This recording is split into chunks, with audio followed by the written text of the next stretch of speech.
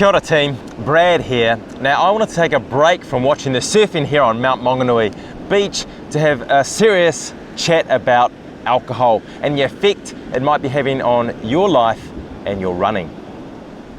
Alcohol is such a normalised part of today's society that the negative effects really aren't talked about enough.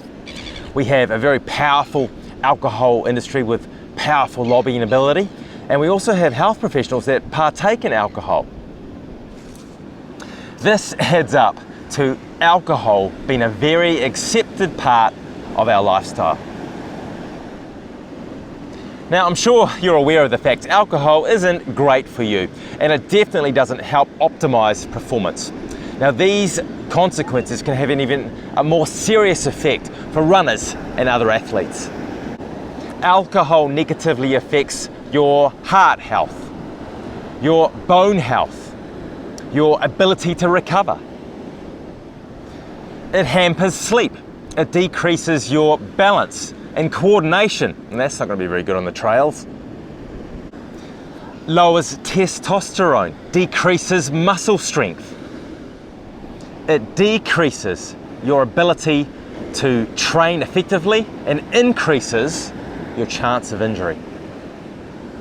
The myth that you can just sweat it out after a big day of drinking or a big night of drinking the next day with a run is simply dumb and dangerous. The more you consume, the worse the effects on your entire system. Your digestive system is going to produce more acid. Your HRV will drop and your resting heart rate will rise. If you want to know. In fact, one study showed that if you have one standard drink, it's going to raise your resting heart rate by 5 beats. Your HRV can drop with overtraining, sickness, and also alcohol. Alcohol literally ruins your training gains. So team, here's my top running and alcohol tips. 1. Aim for at least 3 to 6 alcohol-free days a week. 2. Try to remember the best amount of alcohol to drink is probably none. 3.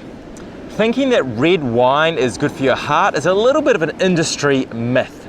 The resveratrol within red wine, to have a real benefit, you'd need to drink probably around 10 to 14 litres of red wine. And by then, I think the negative effects would probably outweigh the positive.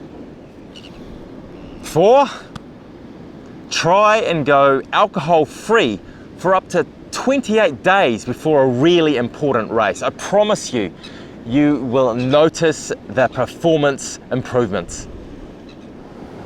Now, over the past few years, I've really decreased my alcohol consumption and really noticed a difference. Now, when I was younger and my kids were young, I used to drink every night. I would have a glass of red wine to help deal with the stress of raising small kids. But you've got to be really careful that that kind of behavior doesn't become a habit.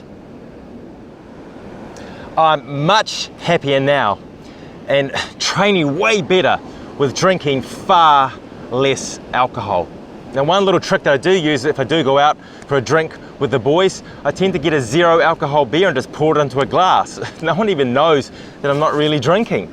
And if someone has an issue with your drinking, that's not your issue, it's theirs. Be authentic with your training goals. Don't let alcohol ruin those training gains. Ask yourself the question, is alcohol holding you back?